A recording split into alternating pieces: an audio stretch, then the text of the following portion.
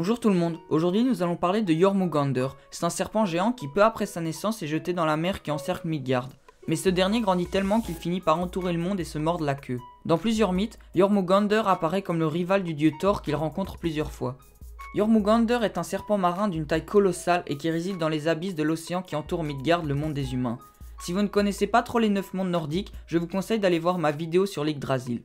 Enfin bref, comme la plupart des créatures étranges et monstrueuses de la mythologie nordique, Jormungandr est un autre enfant de Loki et de la géante Angerboda, tout comme Fenrir, le loup géant, Sleipnir, le cheval d'Odin, et Hel, la déesse des morts. Alors, quand Jormungandr est né, les dieux avaient entendu parler d'une prophétie dans laquelle elle raconta comment les enfants de Loki causeraient la perte des dieux. Ils étaient horrifiés et se tournèrent vers Odin pour trouver une solution. C'est pour cette raison qu'Odin exigea qu'on se débarrasse de ceux-ci avant qu'ils ne deviennent trop puissants. Par conséquent, un jour, alors qu'il était encore petit, il fut jeté dans la mer qui entoure Midgard et y sombra jusqu'au plus profond des abysses. Depuis, il avait grandi et il se mordait la queue. Quand il bougeait, il provoquait des raz-de-marée et il participait à la cohésion de la terre.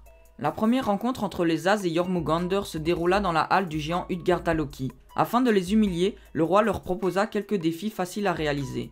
Utgardaloki proposa à Thor de soulever un chat. Au fur et à mesure que Thor soulevait l'animal, celui-ci grandissait d'une telle manière que ses pattes restaient toujours en contact avec le sol. Plus tard, Thor apprit qu'en fait il avait tenté de soulever Jormungandr qui avait pris l'apparence d'un chat.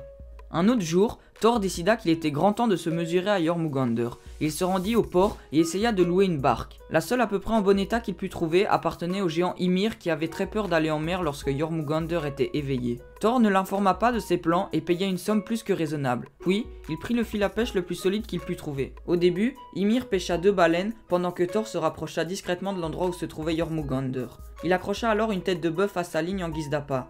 Puis, il la plongea dans la mer. Il se passa peu de temps avant que Jormungandr ne morde à l'hameçon. Il se mit alors à tirer de toutes ses forces, le serpent tirait aussi de son côté. Mais il parvint finalement à faire émerger la tête du monstre. Il était sur le point de lui asséner un coup magistral avec son marteau Mjolnir, quand le géant Ymir, épouvanté, trancha la ligne.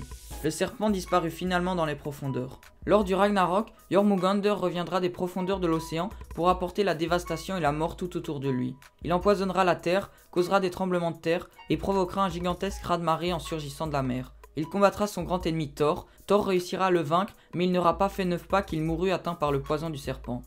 Alors voilà, c'est tout pour la vidéo d'aujourd'hui. Merci à tous de l'avoir visionné, j'espère qu'elle vous aura plu et n'hésitez pas à mettre un pouce bleu. Sur ce, merci à tous de suivre la chaîne et on se revoit bientôt pour la suite.